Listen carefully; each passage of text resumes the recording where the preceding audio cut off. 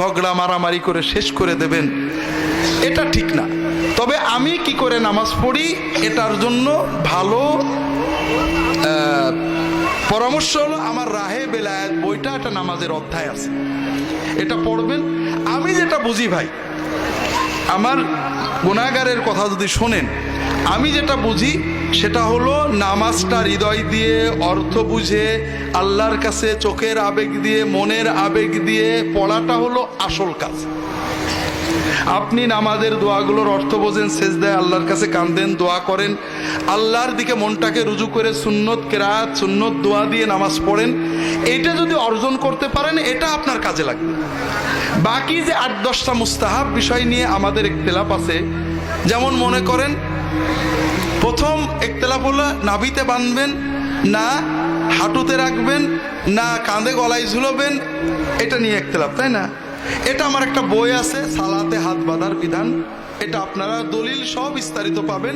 তবে মুখতাসার কথা হলো 10টা সহিহ হাদিস বা তার বেশি আসছে যে তোমরা নামাজের ভিতরে ডান হাতকে বাম হাতের উপরে রাখবে, কবজির উপরে কবজি, অথবা এখানে অথবা এখানে। কিন্তু রাখার পরে হাত দুটো কোথায় রাখবে কোনো হাদিসে নেই, সহিহ কোনো হাদিস নেই। এ বিষয়ে হাদিসগুলো সবই জয়ীফ। কাজেই হাত এখানে রাখলেও নামাজ হবে, এখানে রাখলেও নামাজ হবে, এটা নিয়ে ঝগড়া করা অত্যন্ত অন্যায়। দ্বিতীয় রফল ইয়াদাইন, যে দ্বিতীয় ঝগড়া আমরা করি, এর আগে কোনো ঝগড়া আছে আমার জানা নেই। রফল ইয়াদাইন, রফুল ইয়াদাইন অর্থাৎ রুকুতে যাওয়ার সময়, রুকুতে ওঠার সময় সেজদা, 2 সেজদার মাঝখানে রফুল ইয়াদাইন করা সহিহ হাদিসে আসছে। আবার শুধু একবার করাও সহিহ হাদিসে আসছে, এটাও সহিহ। তবে রুকুতে যাওয়ার সময় রফুল ইয়াদাইন, রুকু থেকে ওঠার সময় রফুল ইয়াদাইন, এটা অনেক বেশি সহিহ, অনেক সাহাবী থেকে বর্ণিত। আমরা মাশাআল্লাহ, আমি বাংলাদেশ সৌদি আরবে ছিলাম, ভাবতাম আহলে হাদিসরা উদার, কারণ সৌদি আরব উদার, যে কোনো মশলায় তারা বলেন দেখো এটা আছে এটা আছে, আমরা এটাকে উত্তম মনে করি, ঝগড়া বলতেন না। আমরা ভাবতাম যে এরকমই বুঝি সবাই। দেশে এসে দেখলাম হানাফিরা হাদিস শুনলেই বলে মানসুখ, আর আহলে হাদিসরা হাদিস শুনলেই বলে জয়ীফ। অর্থাৎ আমার পছন্দের বাইরে যে হাদিসটা হানাফিরা শুনলে কি বলবে, ও মানসুখ হয়ে গেছে, মানে ওটা বাতিল হয়ে গেছে। আর আহলে হাদিসরা কি বলে, ওটা জয়ীফ। হাদিস বাদ দেওয়ার ক্ষেত্রে কেউ মানে দুর্বল নেই। কথাটা হলো আসলে মানসুখ হয়েছে, এটা বাতিল কথা। আল্লাহ নবীর হাদিস সাহাবীরা আমল করেছে। আব্দুল কাদের জিলানী রফাদাইন করতেন, জোরে আমিন বলতেন, উনি কি দোজখে যাবে নাকি? তো মানসুখ হলে তো দোজখে যাওয়ার কথা। বড় বড় হানাফি আলেমরা রফাদাইন করতেন, দোজখে যাবে নাকি? মানসুখ সহিহ হাদিসের দলিল ছাড়া বলতে নেই। আবার জয়ীফ, সহিহ হাদিসকে জয়ীফ বানাচ্ছে।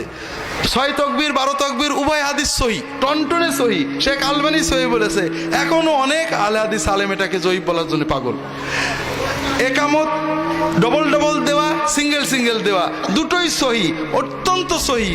জয়ীফ বানানোর জন্য বা মানসুখ বানানোর জন্য আমরা পাগল হয়ে গেছি। এইভাবে বিভিন্নভাবে আমরা ঝগড়া বজায় রাখছি। তো যাই হোক, রফুল ইয়াদাইন রুকুর সময় করা এটা সহিহ হাদিস, অনেক সাহাবী থেকে প্রমাণিত।